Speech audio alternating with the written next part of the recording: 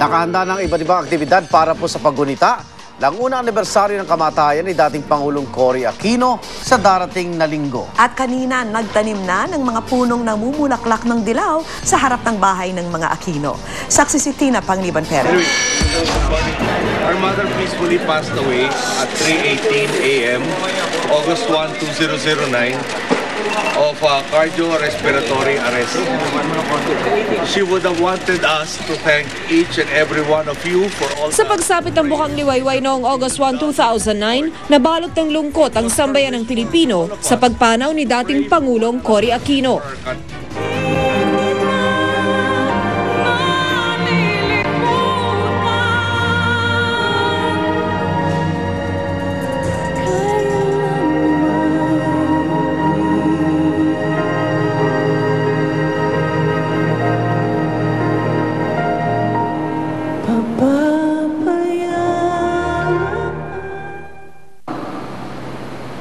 I'm sorry, Mom. Mom, I lied to you. Nagsinungaling ako when I told you that we would be okay. Pero, Mom, it will take a lifetime for us to be okay. Because we will forever miss you. Noy, ikaw at ako ang nasa posisyon para ipagpatuloy ang lahat ng kanilang nasimulan.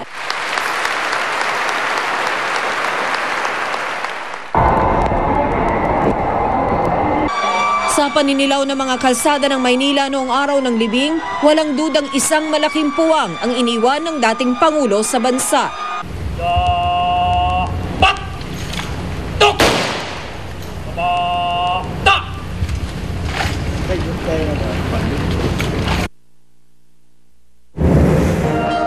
Sa darating na linggo na gugunitay ng unang death anniversary ni Ginang Aquino.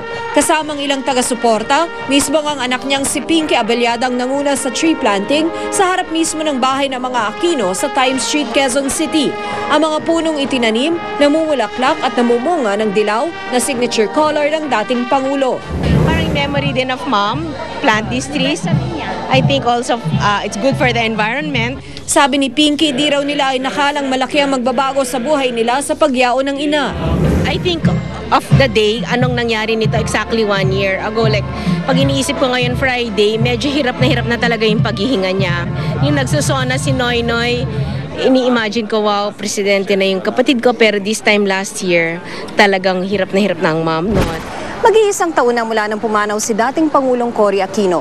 Bagamat nangungulila pa rin sa kanyang mga anak, ramdam pa rin daw ng pamilya Aquino ang pagmamahal ng mga Pilipino sa dating Pangulo. Sa Manila Memorial Park, may ilan ang dumalaw sa puntod ni dating Pangulong Cory. Sa linggo, isang memorial mass ang idarao sa St. Benil Gymnasium sa Lasal Green Hills, kung saan ibinurol noon si Ginang Aquino. Isang tribute din ang iaalay sa dating Pangulo. Ako si Tina Panganiban-Perez, ang inyong saksi.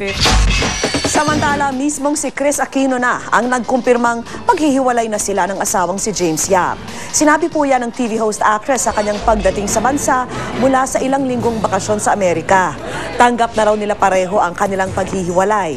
Nilinaw din ni Chris na hindi totoo ang mga chismis tungkol sa mga lalaking nalilink sa kanya at ang mga usap-usapang buntis siya.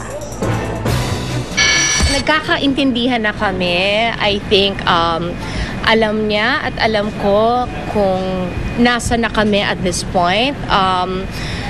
Nagkakaunawaan kami. Wala nang problema. Matapos kontrahin ng mga Jeje Buster, gaya ng DepEd, naka-score naman ang mga Jejemon mula mismo sa mga eksperto ng wikang Pilipino. Sa dami kasi ng mga nausong salita ngayong taon, ang bansag sa kanilang Jejemon ang napiling Word of the Year. Saksi si Sirian Aguho. At tatagurin ang salita ng taon!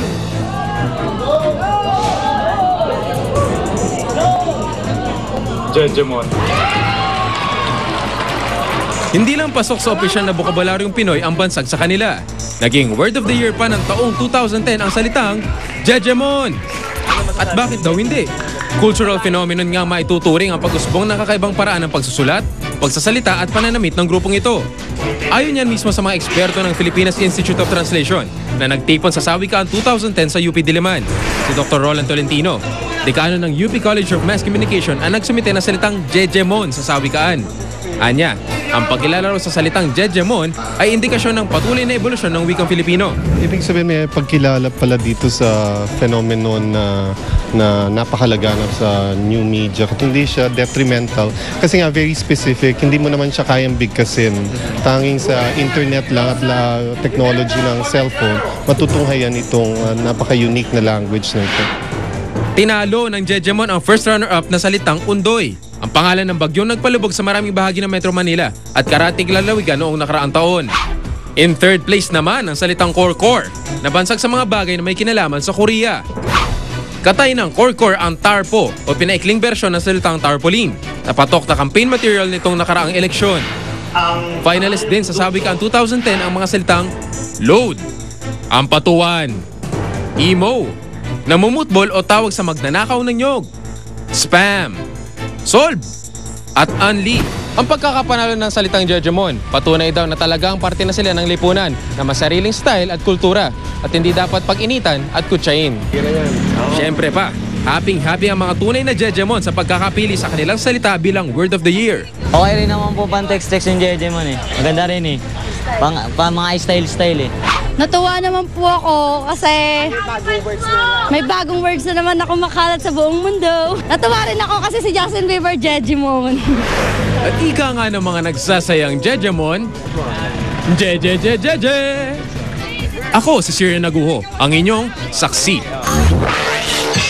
At sama-sama natin saksihan pagulan ng bulalakaw at iba pang pambihirang tanawin sa kalangitan, asahan ngayong Agosto.